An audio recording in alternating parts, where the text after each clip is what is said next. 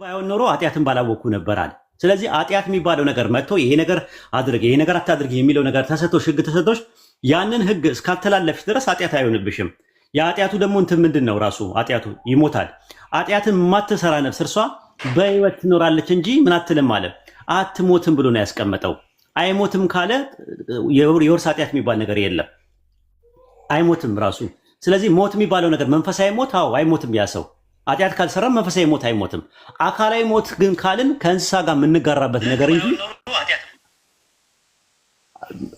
መንፈሳዊ ሞት አካላዊ ሞት ግን ከእንስሳ ጋር የምንጋራበት ነገር ከእንስሳ ጋር አብሮ የምንኖረው ነገር እንጂ በተፈጥሮ ላይ የተቀመጠ እንጂ ከዛ የሚያመልጥ ማንም የለም። በተፈጥሮ የተቀመጠ ነገር ነው።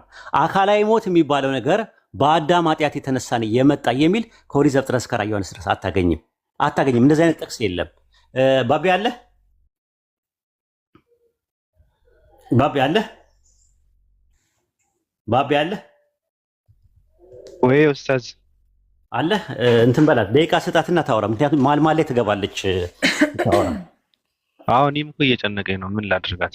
ማል ላይ ትገባለች። እንትኑ ሲስተሙን አላወቀችበትም። የቲክቶክ ሲስተሙን አዲስም ልትሆን ትችላለህ። ቲክቶክ ደቂቃ ስጣት፣ 2 ደቂቃ ወይ 3 ደቂቃ ስጣትና ታወራ። እንድታወራ ሀሳብ ካላት እሺ፣ 2 ደቂቃ አለሽ ፀሐይ።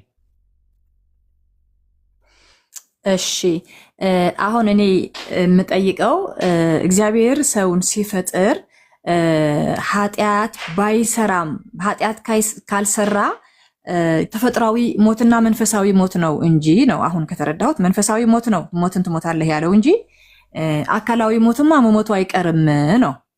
ምንድነው ልዩነቱ? ሰው መንፈሳዊ አካላዊ ሞት ከሞተ የትኛው ነው የሚበልጠው? ያው በመሞት አካላዊ ሞት ከሞተ መንፈሳዊ ሞት ግን ምን ማለት ነው? እንደዚህ አይነት አባባል ግራ ይገባል። ማለት ከሞተ እኮ ያው ሟች ከሆነ አንድ ሰው እኮ ሟች ነው እና እግዚአብሔር ሟች ሰውን የፈጠረው ማለት ነው። ራስ ተጠያቂ አይደለም ሰው ማለት እኮ ነው። እንግዲህ ሰው ተወልዶ አድጎ የፈለገው ዓመት በምድር ላይ ይኑር መልሶ እንዲሞት አድርጎ እግዚአብሔር ከፈጠረው ታዲያ ስለ ሞት ለምን ይጠይቀናል?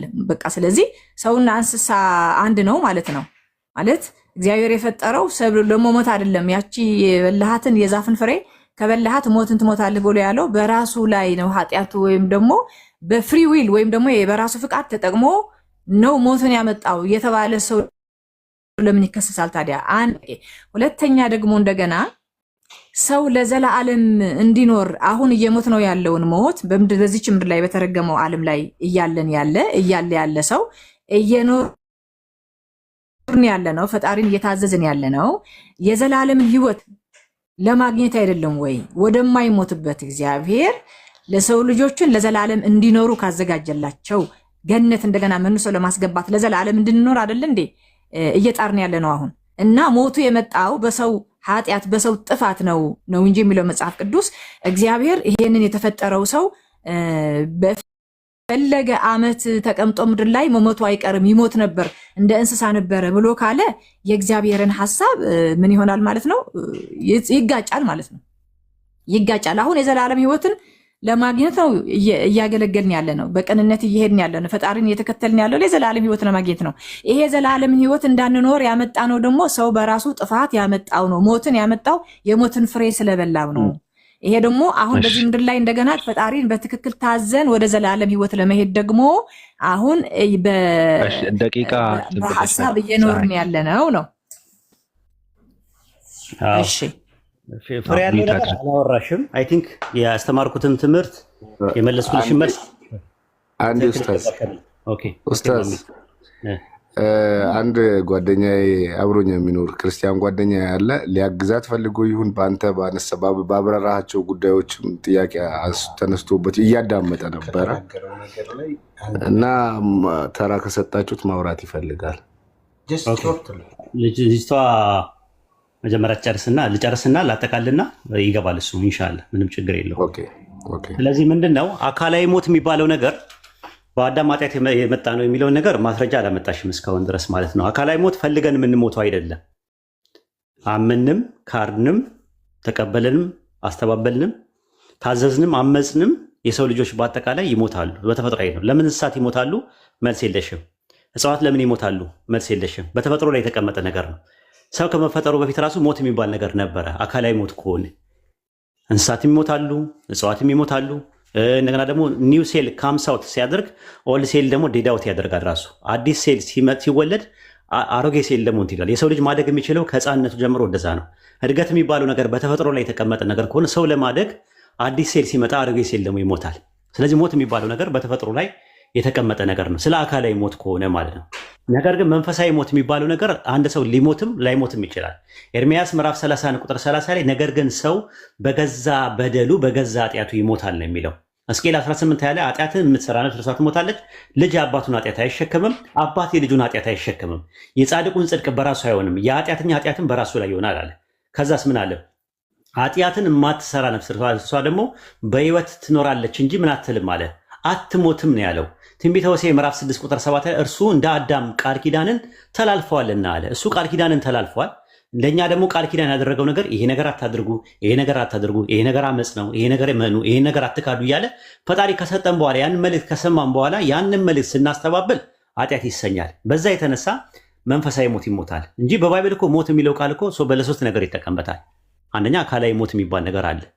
ሁለተኛ ነገር ደግሞ መንፈሳዊ ሞት የሚባል አለ። ሶስተኛው እና የመጨረሻው ደግሞ የዘላለም ሞት የሚባል ነገር አለ። ገሃነም ራሱ የዘላለም ሞት ነው። አላህ ከገሃነም ይጠብቀን።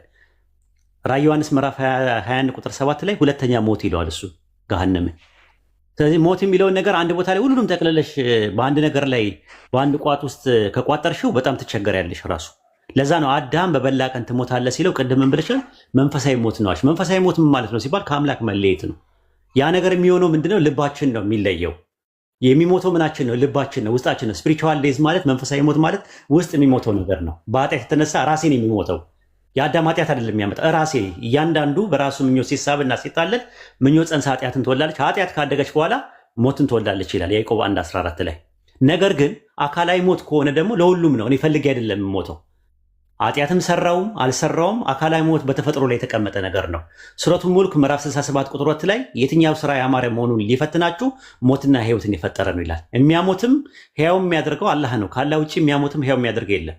ነፍስን የሚያወጣና ሩሃችንን አውጥቶ ወደ አፈር የሚመልሰውም ራሱ ነው። ያን ያደረገው በተፈጥሮ ላይ የተቀመጡ ነገሮች ናቸው፣ እንስሳትም እጽዋትም ምንም ነገር። አዳም ግን ዛፉን አትብላ ሲባል ሲበላ ለመብላት የጓጓው ነገር በተፈጥሮ ውስጥ የመሞት ባህሪ መዋቲነት በውስጡ ስለነበረው ሞርታሊቲ የሚባል ነገር በተፈጥሮ ስለነበረ እንጂ መጀመሪያውኑ ለዘላለም ከተፈጠረ አዳም አትሞትም ምናምን ሲለው ኧረ ትተው የሚባል ነገር የለም ዞር በል ሲጀመር እኛ የተፈጠርነው እኮ ለዘላለም ለመኖር ነው አይመለከትም ብሎ ይለው ነበር። የጓጓው ግን ምንድን ነው? ሶስት ነገሮችን ጓጉቷል። አንደኛ አይኑ እንዲከፈት ጓጉቷል። ሁለተኛ ነገር ደግሞ መልካምና ክፉን ለማወቅ ጓጉቷል። ሶስተኛ ነገር ደግሞ ለዘላለም መኖር ጓጉቷል። ሰይጣን መጣና እንትን አለ። ሶስተኛው ላይ ሲደርስ ግን ምንድን ነው ያደረገው? ፈጣሪ ቶሎ ብሎ ከገነት አስወጣቸው። ከገነት የወጡት ለምንድን ነው? ኃጢአት ስለሰሩ አይደለም፣ ዛፉን ስለበሉ አይደለም፣ ዛፍ እንዳይበሉ ነው የወጡት። ኦሪት ዘፍጥረት ምዕራፍ 3 ቁጥር 23 ላይ እንደዛ ነው የሚለው። የሕይወትን ዛፍ እንዳይበሉ ከገነት አስወጣቸው። የሚገለባበጠውን ኪሩቤል በገነት መካከል አስቀመጠ፣ እንዳይገቡ አደረገ። ለምን? ከገቡ ያን ዛፍ ይበላሉ። ያን ዛፍ ከበሉ ደግሞ የሕይወት ዛፍ ነው ለዘላለም ይኖራሉ ብለው ስላሰቡ ማለት ነው። በሰይጣን ሜንታሊቲም በእባቡ ሜንታሊቲም በእነሱ ሜንታሊቲም ያለው ያ ነገር ስለሆነ ነው። ስለዚህ ኦሪት ዘፍጥረት ምዕራፍ 3 ላይ አካላዊ ሞት የሚባለው ነገር በአዳም ኃጢአት ነው የመጣው የሚልም ነገር የለም። ከዛም ባሻገር ሰው የተፈጠረው ለዘላለም እንዲኖር ነው የሚል ከዘፍጥረት እስከ ራዕየ ዮሐንስ ድረስ የለም። አመሰግናለሁ። መሄድ ትችላለህ ማሚ ጓደኛ። ሄሎ እኔ እንኳን ስለዚህ በቃ አሁን ምንድነው ጠቅላላ ይዤ ያለሁት እየሞትንበት ያለ ነው። ሰው ተፈጥሮ አድጎ እየሞተ ያለው ለዚህ ሞት ተጠያቂ ሰው ራሱ አይደለም ማለት ነው። እግዚአብሔር ራሱ ነው ማለት ነው። ስለዚህ ሰው ፈጠረን፣ እግዚአብሔር ፈጠረን። ቢበድልም ባይበድልም እሱ ሌላ ነገር ሆኖ ይሞታል። ሰው እየሞተ ያለው በምድር ላይ እየሞተ ያለው ኡስታዝ እኔ በመሀል እንዳልገባ ብዬ እኮ ነው። ማለት አንተ እንትን ስለምታደርገው ሚዩት እንዳላደርጋትም ያንተ እንትን ስለሆነ እንዳልረብሽህ ብዬ ነው። አይ ማኔጅ አድርገው በቃ ምንም ከዚህ በላይ እንኳን ይበቃታል ይመስለኛል። በቃ ሚዩት አድርጌ ፀሐይ። አንዳንድ ሰው ከአንገት በላይ አፍ ነው። ምንም መስማትም ማሰብም ማሽተትም አይችልም። መናገር ብቻ። ቀጥል ማሚ። እኔ እንኳን ያነሳኸውን ሀሳብ አርጊው ለማድረግ ሳይሆን ከተናገርካቸው ነጥቦች ውስጥ ጀስት ኃጢአት አይወረስም የሚል ሀሳብ አንስተህ ነበር መሰለኝ። እርግጠኛ ከሆነ ኃጢአት ይወረሳል የሚል ባይብል ላይ እስቲ ስጠኝ ራሱ። እና ዘጸአት 20 ላይ ከቁጥር 5 ማለት ነው የአባቶች ኃጢአት በልጆች ላይ የማመጣ የሚል ነጥብ አለ። ይሄን ፖይንት እንዴት ታየዋለህ? ከዛ አንጻር ኃጢአት በእንትን በማመጣ የሚለው የአባቶችን ኃጢአት በልጆች ላይ የማመጣ የሚል ፖይንት አለ ዘጸአት 20 ከቁጥር 5 ላይ ማለት ነው እኮ። ምንድነው ከዛ አንጻር ሶሪ ምንድነው ኦሪት ዘጸአት ምዕራፍ 20 ቁጥር 5 ላይ በሚጠሉኝ ነው የሚለው የሚያመጣው። በሚጠሉኝ አንሲስተራል ሲን የሚባል ነገር አለ፣ የአባቶች ኃጢአት የሚባል አለ። እሱ ዘጸአት ምዕራፍ 20 ቁጥር 5 ላይ በሚጠሉኝ እስከ 3 እና እስከ 4 ትውልድ ድረስ የአባቶችን ኃጢአት በልጆች ማመጣ አለ። የአዳም ኃጢአት ከሆነ ሁሉም ትውልድ ላይ መምጣት ያለበት። ለምንድነው በ3 እና በ4 የገደበው ሲባል በሚጠሉኝ የሚል ነገር አለ። አስምርበት። በሚጠሉኝ የሚለውን ካሰመርክ አባቶችን ተከትለው የሚጠሉት አባቶች የተቀጡበትን ቅጣት ይቀጣሉ ማለት ነው እንጂ ስለ ውርስ ኃጢአት አይናገርም። ስለ ውርስ ኃጢአት ሽታው የለም። ይህም በቀላሉ ለመረዳት እዛው ላይ ስትመለከተው ማለት ነው። አንዴ ስልክ አንዴ ልመልስ።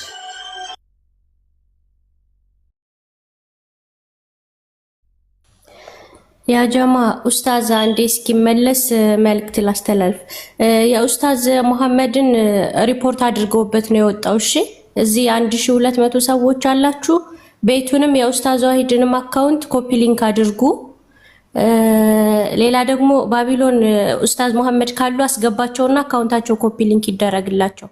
ያ ጀማ ኮሜንቱን ታውትና እንትን አለ ኮፒ ሊንክ አድርጉላቸው። እሺ ሪፖርት እያደረጉ ነው። መግባት እንዳይችሉ እኮ ነው ወታደር ያስወረዷቸው። መለስ ድረስ መልእክት ላስተላልፍ እና ማታ የነበረው ፕሮግራም ኢብራሂም ቤት ዛሬም ይቀጥላል ኢንሻአላህ። እዚህ ጋር 1200 ሰዎች አለን፣ ሙስሊሞችም ክርስቲያኖችም። ማታ የነበረው ፕሮግራም ዛሬም ይቀጥላል፣ ነገም ይቀጥላል እና በየቦታው ደግሞ ማስታወቂያ መስራት አለብን ኢንሻአላህ። ማናችንም እንዳንቀር አደራ። እሺ ጥሪ ነው ኢንሻአላህ።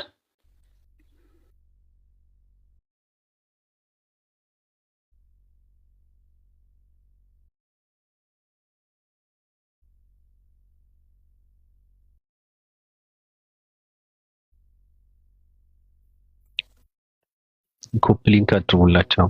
የዋሂድ አካውንት ኮፒ ሊንክ አድርጉላት። የሙሐመድ ከድር ኮፒ ሊንክ አድርጉላቸው። ኡስታዝ ሙሐመድ ከድር ከገስት ነው ሪፖርት ተደርገው ነው የወረዱት ከገስት እና ኮፒ ሊንክ አድርጉላቸው። በተረፈ ቅዱሳን የ665 አምላክ በረከት እየፈሰሰ ስለሆነ እፈሱ፣ ዝም አትበሉ።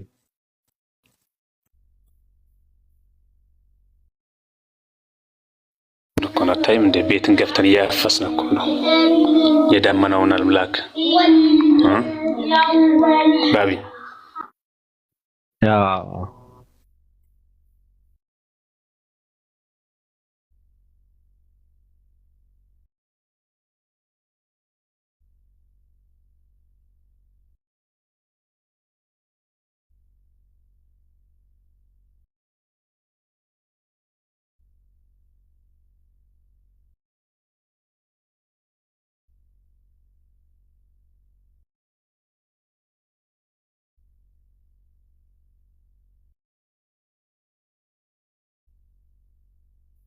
መግባት አይችሉም እያልኳቸው እኮ ነው። ሌላ አካውንት ካላቸው በሌላ አካውንት መምጣት ነው የሚችሉት እንጂ መግባት አይችሉም። ከገስት ሲፈርጡ ሪፖርት ተደርገው ነው አካውንታቸው። ስለዚህ መግባት ተቀጥቷል። ለዛ ነው የሉም፣ ራሱ ከታች የሉም።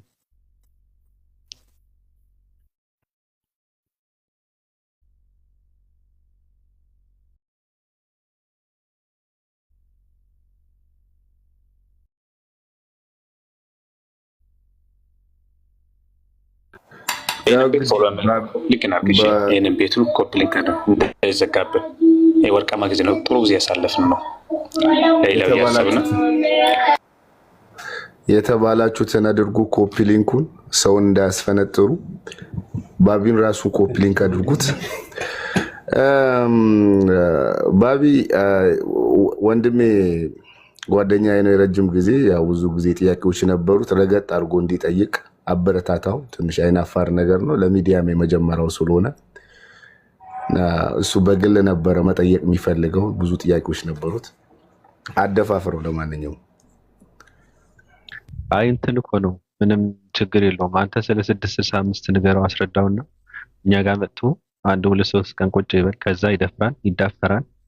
ምንም ችግር የለውም። ወደ ፈለገበት ይሉ ደግሞ ጥያቄ ይጠይቃል ማለት ነው። ስለዚህ በመጀመሪያ ወደኛ ላከው፣ እኛን አስተዋውቀው፣ ተቋማችንን ንገረው፣ አስረዳው። ይቅርታ መጥቻለሁ፣ ስልክ ገብቶብኝ ነው። አለ ደስታ አለ አለው። ይቅርታ እያወራችሁ ነበር እንዳያቋርጣችሁ እንዳይሆን ዞር ብዬ ነበረ እያዳመጥኩኝ ነበር። ችግር የለም አለን። ቀጥል። የሚያወራ ሰው ከነበረ ኢንተራፕት እንዳላደርገው መቀጠል ይችላል። እደርሳለሁ እኔ ቀጥል። እና ኦሪት ዘጸአት ምዕራፍ 20 ቁጥር 5 ላይ በሚጠሉኝ የሚል ነገር አለ። ስለ ውርስ ኃጢአትም አይደለም የሚያወራው። ያንን ተከትለው አባቶቻቸውን ተከትለው የአባቶቻቸውን ኃጢአት ተከትለው በሚጠሉኝ ነው አለ። ምን አመጣለሁ አለ? ቁጣን አመጣለሁ አለ። ቁጣን ነው የሚያመጣው። አባቶችን ተከትለው የሚጠሉት አባቶች የተቀጡበትን ቅጣት ይቀጣሉ ማለት እንጂ ስለ ውርስ ኃጢአት ሽታው የለም። ይህም በቀላሉ ለመረዳት ቁጥር 6 ላይ ያለው ነገር ብዙ ሰዎች ይረሱታል። ለሚወዱኝ አለ ትእዛዜን ለሚጠብቁ እስከ 1000 ትውልድ ድረስ ምሕረትን የማደርግ እኔ የያህዌ አምላክ ቀናተኛ አምላክ ነኝ አለ። ለሚወዱኝ ትእዛዜን ለሚጠብቁ አሉ። አባቶቻቸው የታዘዙ አባቶቻቸውን ተከትለው የሚወዱትና ትእዛዙን የሚጠብቁት ደግሞ አባቶቻችን ተከትለው የሚወዱ ትእዛዙን የሚጠብቁት አባቶች የተማሩትን ምሕረት ይማራሉ ማለት እንጂ ስለ ውርስ ኃጢአት ካልሆነ ከላይ ያለውን በዚህ ስሌትን መረዳት ይችላል። እስከ 1000 ትውልድ ድረስ የሚደርሰው ምሕረት የውርስ ጉዳይ ካልሆነ እስከ 4 ድረስ የሚደርሰው የአባቶች ኃጢአት ደግሞ የውርስ ጉዳይ አይሆንም ማለት ነው። ለምንድን ነው እናንተ ቁጥር 5 ላይ ያለውን ትታችሁ ቁጥር 5 ላይ ያለውን አንብባችሁ ቁጥር 6 ላይ ያለውን የማታነቡት? ቁጥር 6 ላይ ያለው እንደዛ ነው የሚናገረው። ቀናተኛ አምላክ ነኝ እስከ 1000 ትውልድ ድረስ ምሕረትን የማድረግ አለ። ስለዚህ ምሕረቱም አሁን የውርስ ኃጢአት የውርስ ጉዳይ ነው። ከአባትም የምትወርሰው ምሕረቱ ነው። ስለዚህ ከአባቴ የምወርስ ከሆነ ክርስቶስ ምንም አያደርግልኝም ማለት ነው በእናንተ ትምህርት። ይሄ የሚያሳየው ስለ አንሲስተራል ሲን የሚባለው ነው። አንሲስተራል ሲን የሚባለው ነገር እንዴት ነው የሚመጣው ካልን ተከትለን አባቶቻችንን ተከትለን እነሱ ያደረጉትን ነገር በማድረግ የሚደርስብን ኃጢአት እንጂ እኛ ከነርሱ ሳንፈልግ ያለ ፍላጎታችን ተጭኖብን ወርሰነው ምናምን የሚመጣ ኃጢአት አይደለም። ስለዚህ ኦሪት ዘጸአት ምዕራፍ 20 ቁጥር 5 እና 6 ላይ ያለው ጥቅስ ስለ ውርስ ኃጢአት ስለ ኦሪጂናል ሲል በፍጹም አያወራም። ግልጽ ነው ደስታ? ስቲል ማለት የፈለግኩት ኃጢአት ነው። አንሴስተራል ይሁን ምንም ይሁን ጀስት እንደገና ምህረትም ይሁን የቤተሰብ ምህረት ወይ የቤተሰብ ኃጢአት ወደ ልጅ ይተላለፋል የሚል ነገር ነው አሁን እዚህ ጋር እየነገረን ያለ ማለት ነው። ለሚወዱኝና ለሚጠሉኝ ብሏል። በሚጠሉኝና በሚወዱኝ ብሏል። ግን ኃጢአት ነው ለሚወዱኝ ይላል። ክርስቶስ ስለ ኃጢአታት ሞቶላል ተቀብሮላል ይላሉ። ስለ የትኛው ኃጢአት ነው ስትሏቸው ስለ አዳም ኃጢአት ይሏቸዋል። የአዳም ኃጢአት ለእኔ ከሆነ እሱ ጋር ነው። አንተ እኔ ስኳር ሳያመኝ ደም ብዛት ሳያመኝ ስኳር አሞሃልና መድኃኒትን ካልባል መጀመሪያ ማመሜና አለማመሜ መጀመሪያ መረጋገጥ አለበት። በሽታው ጋር ነው መጀመሪያ ማተኮራ ያለበት። የሚያደርጉ ሀሳቦች አሉኝ ፐብሊካሊ ሳይሆን ጀስት ፐርሰናል ብችል ደስ ይለኛል። ጀስት ይሄን ማለት ነው ፈልግ። ቴንክ ዩ ላይ ናና ኢንሻአላህ መነጋገር እንችላለን። ኦኬ ቴንክ ዩ ማሜ ስጠው፣ ሜሴንጀሬን ስጠውና በዚሁ ወይድ አቃቢ እስላም የሚለው ነገር ስጠውና እንትን ማለት ይችላል። እዛ ላይ መጠየቅ ይችላል።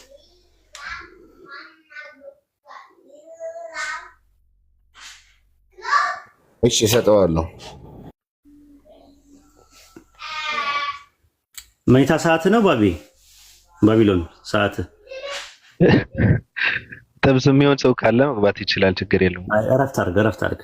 ነገ እንቀጥላለን ከፈለክ ቀደም ብዬ መጥቼ። አዎ ችግር የለውም። ግን ስትገባ ራስህን እንትን አድርገው። እኔ ማለት እንትን ካደረግ ራስህን ነው መቆጣጠር ያለብህ። የምታወራው ሰውም እንደፈለግ አድርገን ማውራት ያለብህ። ኧረ ችግር የለውም። አንዳንድ ሰው አሁን እሷ ከቋንቋም ሁለተኛ ቋንቋም ሊሆን ይችላል፣ ለዛም ሊሆን ይችላል፣ ተፈጥሮም ሊሆን ይችላል። እንደዛ ስለሆነ ነው። እና አንድ ሰው ደግሞ ራሴ ላስተዳደራት ብል አንተ ተነጋጋሪ እንጂ አነጋጋሪ አይደለም ብላ እንትን ላትል ትችላለች። ከዛ አንጻር ነው አንድ ሰው ቢኖር የሚለው ነገር። ሌሎቻችሁ ሀሳብ መስጠት የምትፈልጉት ነገር ካለ ሀሳብ ስጡ። ሪያን ስታወራ ነበረ። ሀሳብ ስጡበት፣ ማጠቃለያ ነገር ስሩበት። እኛ እናዳምጣችሁ፣ እረፍት እናድርግ።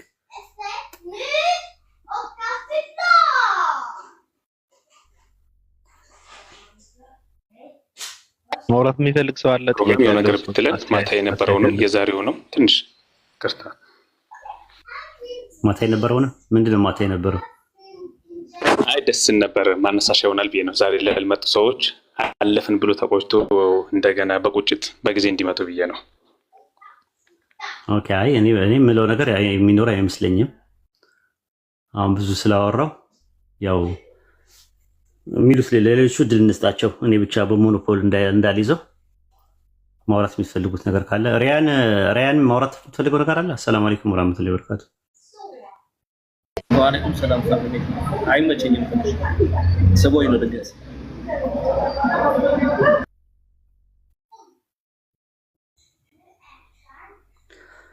ሰላም አለይኩም ኡስታዝ፣ አንድ ጥያቄ እንጠይቅ ወይ? አሁን አይመቸኝም ጥያቄ ለማስተናገድ። የሚገባ ሰው ካለ ወርዳለሽ።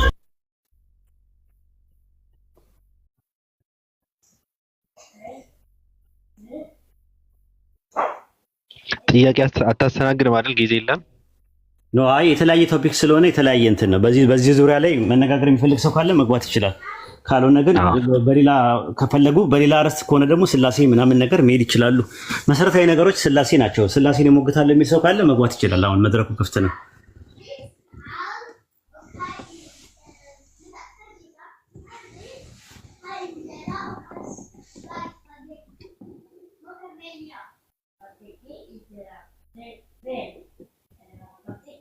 ስላሴን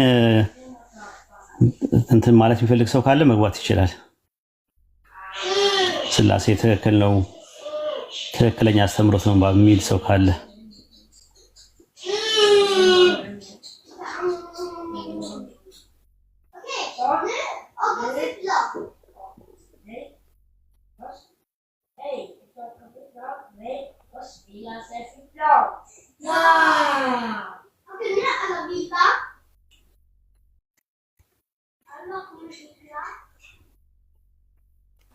ለአምላኩ ሲል የሚሰዋ አንድ ሰው የለም ከአንድ ሺህ ሰው? ደራን አስገቡት ለምሳሌ።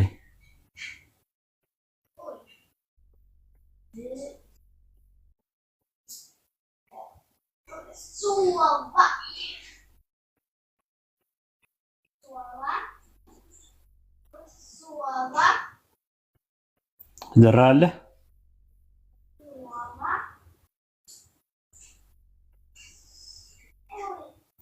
ኦኬ በቃ ሉጣ ባቢሎንዬ፣ መልካም ጊዜ ይሆንላችሁ።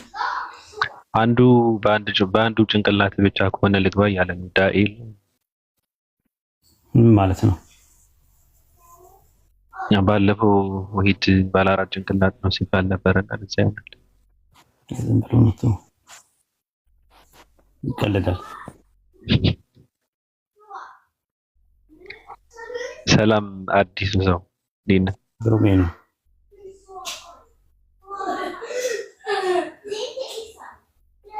አይ እኔ እንኳን ለመማር ነው የገባሁት። ሰላም ናችሁ? እንዴት ነው? እንዴት ነህ ግሩሜ? ሰላም ነው? አለን ሁሉ ሰላም ነው። በቀደም አሪፍ ጊዜ ነበር አይደል የነበረው? በጣም አሪፍ ነው። በጣም አሪፍ ጊዜ ነው። ደስ ብሎኛል በጣም። ያውም እኔ ሬዲ ነገር አልነበርኩም እና ግን በጣም ጥሩ ውይይት ነው። በጣም ደስ የሚል ውይይት ነበርና ወሶ ናይስ። እንድገመው እንደ ዛሬ ወልደ ህይወትም ስላለ ደቂቃ እየሰጠን እንድገመው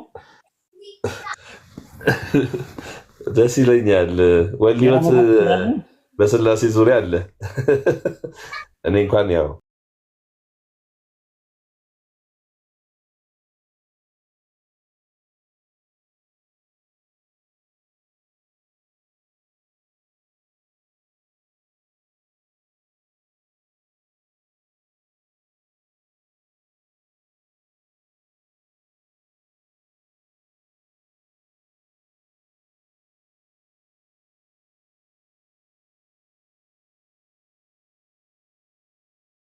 ነበር ነው።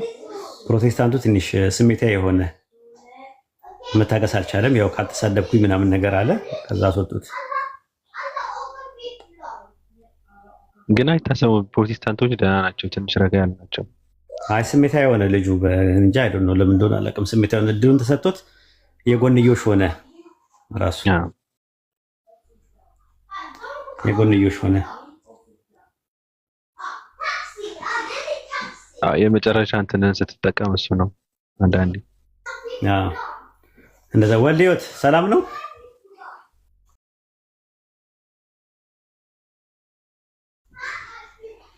ሰላም ነው ኡስታዝ፣ እንዴት አሉ? ሰላም ነው። እንዴት ተሰናበታችሁ? እግዚአብሔር ይመስገን። ትወያያለህ በኢየሱስ ዙሪያ፣ ኢየሱስና ክርስቶስ በሚለው በስሙ ዙሪያ? አዎ እንግዲህ በቻልኩ መጠን። እሺ ግሩሜ ትጀምራለህ?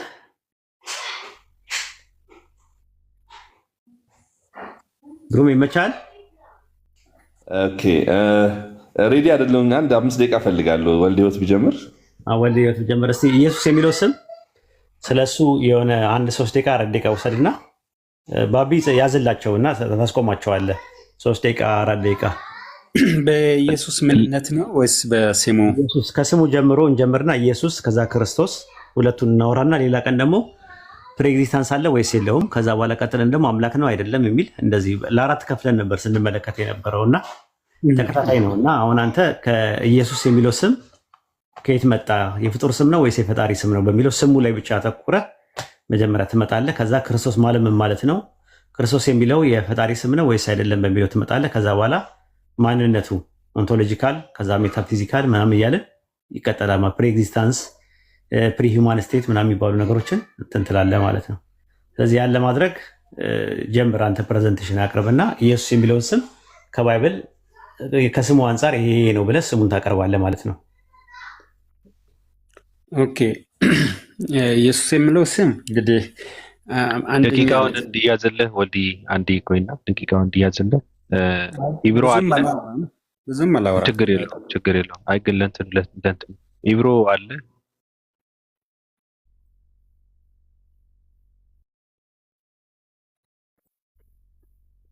ኢብሮ አንድ ሰው ደቂቃ የሚይዝላቸው ሰው ያስፈልጋል። እኔ እንትን እያደረኩ እንዳልዘናጋ።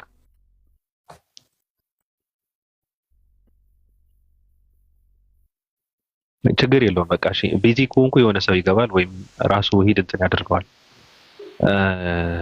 ወልዲ ይቀጥል። አንድ ከ33 ጀምር ይቀጥል። ጥሩ። አንደኛ በመጀመሪያ መነሻ ማደርገው ምንድነው እንግዲህ ኢየሱስ ሰውነት ለ5 ደቂቃ ነው ኡስታዝ ባቢ ንገረኝና ደቂቃውን እኔ ሊያዝላቸው። ችግር የለም። ቆይ ችግር የለም። ቢዚ ሰው ትንጃለሽ። ለስንት ደቂቃ ነው ኡስታዝ? 3 ደቂቃ ስጠውና የምናወራው በኢየሱስ ስም ዙሪያ ላይ ነው። በስሙ ዙሪያ ላይ ነው። ከዛ በኋላ ስለ ማንነቱ፣ ሰውነት፣ አምላክነት፣ ኦንቶሎጂካል፣ ሜታፊዚካል፣ ፈንክሽናል ምናምን የሚባሉ ነገሮችን በኋላ ላይ እናወራለን። አሁን ለዛሬ እሱን እናወራ። ስሙ በሚል ኢየሱስ ክርስቶስ በሚባለው ስሙ ያው ኢየሱስ በመጀመሪያ ደረጃ ምንድነው መነሻ ማደርገው የኢየሱስ አሁን ማንነት የአምላክነት ስሙ ነው የሰውነት ስሙ ነው የሚለውን አሁን የሱን በሁለት ማንነት ከፍሎ በመግለጽ አይደለም መነሻ ማደርገው። ምክንያቱም የኢየሱስ ማንነት መለኮትነቱና አምላክነቱ ተነጣጥሎ በሁለት አካል ስለማይታይ ማለት ነው። አንድ ሁለት ባህሪ ወይም ደግሞ ሁለት ባህሪ በአንድ አካል አካሄድ ወልድ ማለት ጥያቄው ካልገባ ወይቶ የጠየቀው ጥያቄ ስሙ ላይ ነው። አንተ ስለ ባህሪ ኦንቶሎጂካል ሜታፊዚካል ላይ አልተጠየቅም። ካልገባ ወይ መተው ነው ያለበት። ሌላ ነገር እንድታወራ አይደለም ደቂቃ የተሰጠ።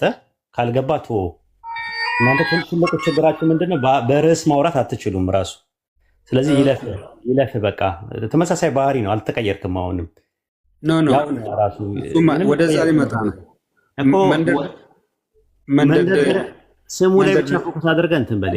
ወደ ስሙ ሊመጣ ነው። አንተ ስሙን በቃ ሌላ ሰው ልናስገባ ነው። በቃ አትሰማም አንተ። ሁሌ ጊዜ ያው ነህ ራሱ።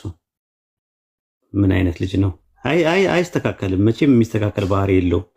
አንድ አርዕስት ላይ ማውራት አይችሉም። አሁን በቀደም ጥሩ ነበር ያሳለፍነው የነበር ነው። በኢየሱስም ዙሪያ መጀመሪያ ጀምርና ከፈለክ ሌላ ነገሩን በአርዕስት እንትላለህ። ባህሪ፣ አምላክነት፣ ሰውነት ምናምን የሚባለውን በኋላ ላይ ታወራዋለህ። ከስሙ እንጀምር አተባለ። ከባድ ነው። ሌላ የሚተካው ፕሮቴስታንት ካለ እንትን በሉ ተኩትና ግሩሜ ምን ትሄዳል?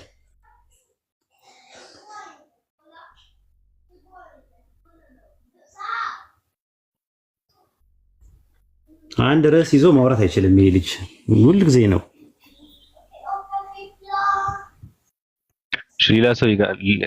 ሌላ ሰው ይግባ። ፕሮቴስታንት፣ አንድ ፕሮቴስታንት ሰው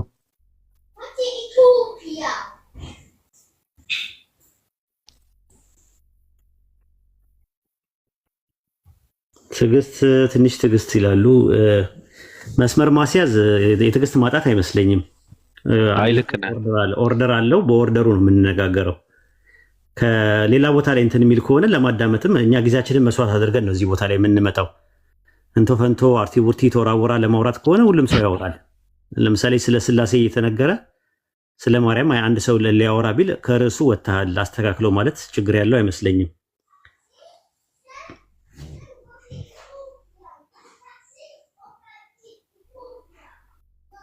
አንድ ፕሮቴስታንት መግባት ይችላል። አንድ ፕሮቴስታንት ይግባ። ነይ እስቲ ማርታ፣ ነይ እስቲ ነይ ግቢ እስቲ። በየኮሜንቱ የአኬን የውይይት ጥሪ ተቀበል ምናምን ነገር ትላለች። አኬ መጀመሪያ በተማሪዎች እኮ ይፈተን ተብሎ ነው እንጂ እኮ መዋየቱ ተጠልቶ አይደለም። አና አብዱል ከሪም እና ኢምራን እነ ምናምን አሉ እና መጀመሪያ እስቲ እነ አቡበከር ምናምን ስላሉ ከነሱ ጋር መጀመሪያ ቴስት ይደረግ የእውቀቱ። ምክንያቱም ከሙስሊሞች ጋር ሲወያይ ታይቶ አይታወቅም። ከፕሮቴስታንት ጋር ነው የሚወያየው። ስለዚህ መጀመሪያ ከኛ ልጆች ጋር ከተማሪዎቹ ጋር ሲሞከርና ጥሩ እውቀት ካለው ወደዛ መተላለፍ ይችላል። ምንም ችግር የለውም። ግን አይ ተማሪዎቹን አልፈልግም ብሎ ለትነብሔር ከይስሐቅ ዘር ከወል ነብዮችን እንዲነሱ የሚያደርግ ጀስት ይሄን ፕሮሚስ ከገባላቸው ጀስት የነብዩ መሐመድ ነብይ ሆኖ የመምጣት ነገር በእግዚአብሔር የሚጠበቅ ነው ወይ የሚል ጥያቄ ነው ያለኝ። ጀስት ይሄ ለብዙ አመት በጣም መልስ ለማግኘት ማለት ነው ስሞክር ብዙ ሰዎችን የጠየቅኩበት አጋጣሚ ነበርና ጀስት ይሄን ነገር የምትለው ነገር ካለ ማለት ነው ይሄን ፖይንት በተመለከተ ቴንክ ዩ ኡስታዝ።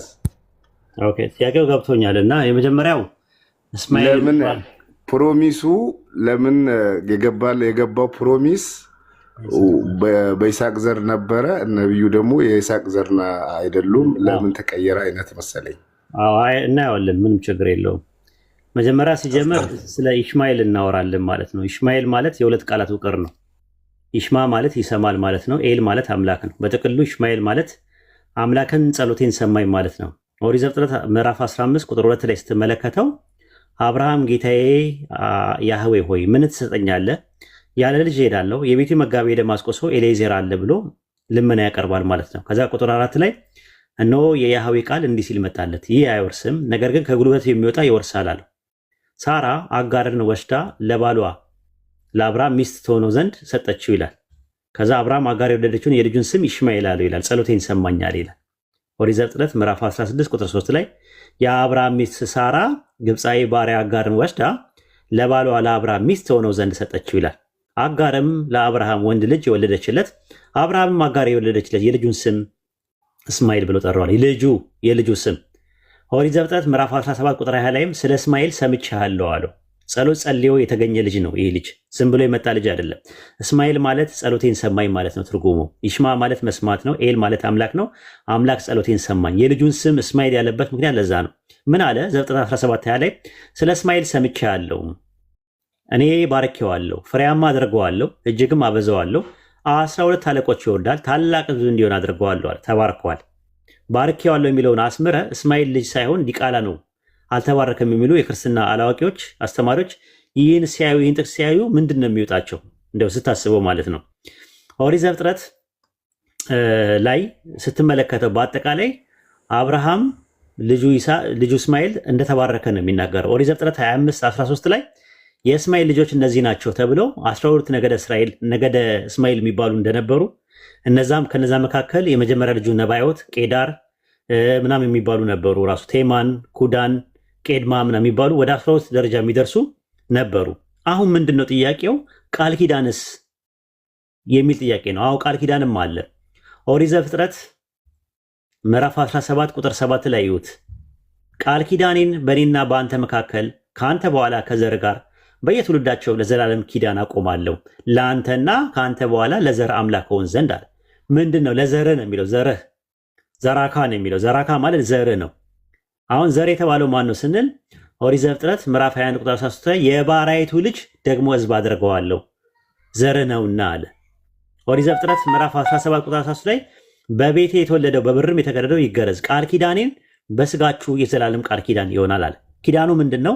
የመገረዝ ኪዳን የሚባል ኪዳን የገባላቸው። ኦሪት ዘፍጥረት ምዕራፍ 17 ቁጥር 25 ላይም ልጁ እስማኤልን የቁልፈቱ ስጋ በተገረዘ ጊዜ ውስጥ ወይም ደግሞ ከሳውዲ አረቢያ ውስጥ የመጡት እሳቸው ናቸው። ሌላ ማንም የመጣ የለም ማለት ነው። ስለዚህ ሁለቱም ቃል ተገብቶላቸዋል። የናዝሬቱ ኢየሱስም መሲህ ሆኖ አይሁዶች የሚጠብቁት መሲህ ሆኖ ከድንግል ማርያም በድንግልና ተጸንሶ እንደተወለደ እናምናለን። በተመሳሳይ ደግሞ ረሱል ሰለላሁ ዐለይሂ ወሰለም ከእስማኤል ቤተሰብ ውስጥ እንደሚመጡ ይናገራል ማለት ነው። ሌላው ምንድነው? ነብይ የሚባለው ነገር ከእንትን ብቻ አይደለም የሚመጣው፣ ከእስራኤል ቤት ብቻ አይደለም የሚመጣው። ከእስራኤል ውጭ ነቢያቶች መጥተዋል። ለምሳሌ ሄኖክ ነብይ ነው፣ ከአዳም ሰባተኛ የሆኑ ተብሎ፣ ግን እስራኤላዊ አልነበረም። አብርሃም ነብይ ነው፣ ዘፍጥረት ላይ ሲናገር ማለት ነው። ነብይ ነውና ነው የሚለው። ነብይ የሚባለው ነገር የግድ ከእስራኤል ቤት ነው የሚባል ነገር አይደለም። ኢዮብ እስራኤላዊ አልነበረም ራሱ ማለት ነው። አረብ ነበር የነበረው፣ እንትን ውስጥ ነበር፣ ቴማን ውስጥ ነበር የሚኖር የነበረው። ኦስ ምትባል ሀገር ነው የሚኖር የነበረው። በለዓም ነብይ ነበረ፣ ግን እስራኤላዊ አይደለም ራሱ። ብዙ የፈጣሪ ነቢያቶች እስራኤላዊ ያልሆኑ ነገር ግን አረብ የሆነ ነቢያቶች ብዙ ናቸው ራሱ። ለምሳሌ እንትና ማየት ትችላለህ። ራሱ አብዲው የሚባለው ትንቢተ አብዲው ምዕራፍ 1 ቁጥር 1 ላይ አረብ ነው እሱ የነበረው ራሱ። የኤዶም ነበር የሚኖረው። ኤዶም ማለት አረቦች ናቸው ራሱ፣ የእስራኤል ወንድሞች ናቸው። የእስራኤል ወንድሞች አረቦች ናቸው። ኤዶም ኤሳው ዴዘርቱ ላይ የሚኖሩት ናቸው እነሱ ማለት ነውና አብዲው ከኤዶም የሆነ ነብይ ነው። ትንቢተ አብዲው አንዳንድ ላይ መመልከት ትችላለህ። ኢዮብ የሚባለው የያዕቆብ ምዕራፍ 5 ላይ ማየት ትችላለህ። በአምላክ ስም የተናገሩ ነቢያት ተብሎ ከተጠቀሱት አንደኛው ኢዮብ ነው። ኢዮብ ከኤዶም የሆነ ነብይ ነው፣ ከአረብ ነው። የያዕቆብ ምዕራፍ 5 ከ10 እስከ 11 መመልከት ትችላለህ። ከሎጥ ልጅ ከአሞን የሆነ በለዓም የሚባል ነብይ ነበር። ኦሪት ዘኍልቍ ምዕራፍ 23 ቁጥር 5 ላይ፣ ኦሪት ዘኍልቍ ምዕራፍ 24 ቁጥር 2 ላይ፣ ኦሪት ዘኍልቍ ምዕራፍ 24 ቁጥር 16፣ ሁለተኛ ጴጥሮስ ምዕራፍ 2 ቁጥር 16 ላይ መመልከት ትችላለህ። ስለዚህ ነብይ የሚባለው ከግድ ከእስራኤል ቤት ነው መሆን ያለበት የሚል ማስረጃ የለም። ይህን ይመስላል። እዚች ጋር አንድ ዜ ከይስሐቅ በኋላ አሁን ብዙ ነቢያትን ጠቃቅሰልኛል። እንደገና ደግሞ ስለ እስማኤል መባረክ ምንም ጥርጣሬ የለኝም። መጽሐፍ ቅዱስ ራሱ በግልጽ እኔ እንደተረዳሁት ማለት ነው አብርሃም ተባረከ ማለት ልጆቹንም አብሮ እንደተባረኩ ነው ጀስት ያለኝ ኮንሰፕት ማለት ነው። ግን ከይስሐቅ በኋላ ካሉት ነቢያት ማለት ነው አሁን ከጠቀስካቸው ከይስሐቅ ዘር ውጭ ያሉ ወይም ደግሞ የተነሱ ነቢያት አሉ ወይ? እንደገና ደግሞ ከጊዜው አንጻር ጀስት እኔ እንደ ጥያቄ ነው እየጠየቅኩ ያለው ለማወቅ ማለት ጀስት ይሄን ነው መጠየቅ የምፈልገው። አላዳመጥከኝም? ከይስሐቅ በኋላ የተነሱ የእንትኑን የጊዜያቱን የአመጣጣቸው ጊዜያት ከይስሐቅ በኋላ ሎጥንም ስጠቃቅስ ነበር ምናምን እንደዛ ነገር በኋላ ነው። ኢዮብ ያልኩ ከይስሐቅ በኋላ ነው ያልኩ። ከሎጥ ልጅ ከአሞን የሆነ ማለት የዘራረጉን የነገርኩ። ሎጥ የሚባል አሞን የሚባል ልጅ አለው። ከእሱ ቤተሰብ ውስጥ የመጣ በለዓም የሚባል ነብይ ነበረ። በለዓም የሚባለው ነብይ በሙሴ ጊዜ ነበረ ነው። ዘኍልቍ 23:5 ላይ፣ ዘኍልቍ 24:2 ላይ፣ ዘኍልቍ 24:16 ላይ፣ ዘኍልቍ 24:2 ላይ ማየት ትችላለህ። ሁለተኛ ጴጥሮስ ምዕራፍ 2 ቁጥር 16 ላይ ማየት ትችላለህ። ነብይ ነው እሱ።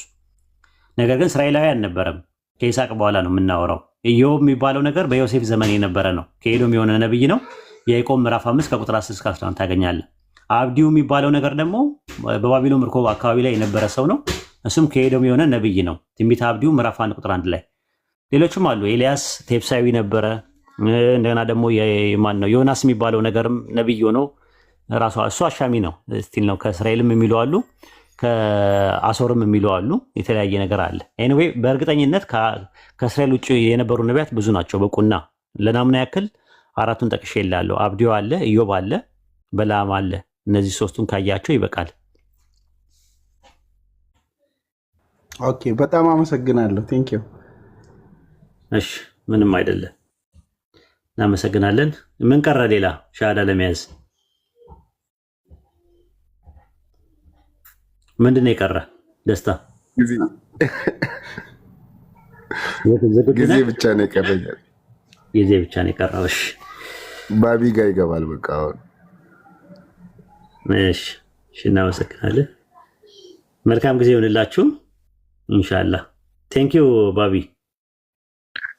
እሺ ኡስታዝ፣ መልካም ቆይታ። እሺ ቻው። እሺ ይመች።